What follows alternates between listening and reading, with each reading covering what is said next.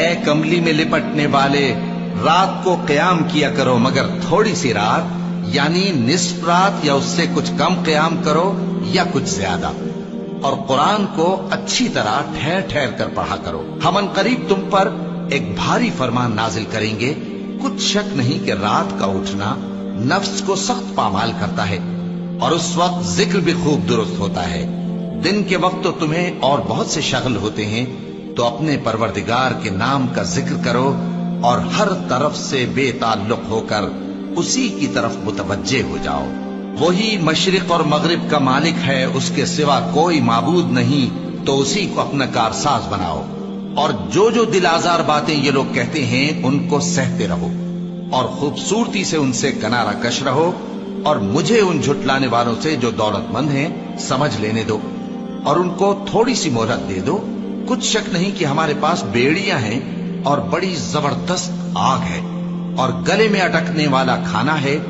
اور درد دینے والا عذاب ہے۔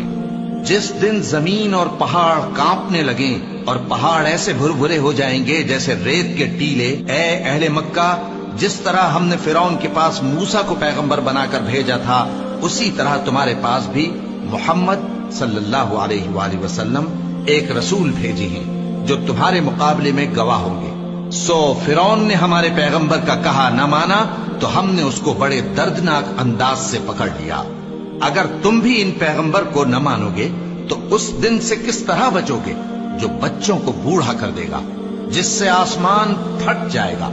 یہ اس کا وعدہ پورا ہو کر رہے گا۔ یہ قرآن تو نصیحت ہے، سو جو چاہے اپنے پروردگار تک پہنچنے کا راستہ اختیار کر لے۔ تمہارا پروردگار خوب جانتا ہے کہ تم اور تمہارے ساتھ کے لوگ کبھی 2/3 رات کے قریب اور کبھی آدھی رات اور کبھی تہائی رات قیام کیا کرتے ہو، اور اللہ رات اور دن کا اندازہ رکھتا ہے۔ اس نے معلوم کیا کہ تم اس کو نبھا نہ سکو گے، تو اس نے تم پر مہربانی کی، پس جتنا آسانی سے ہو سکے اتنا قرآن پڑھ لیا کرو۔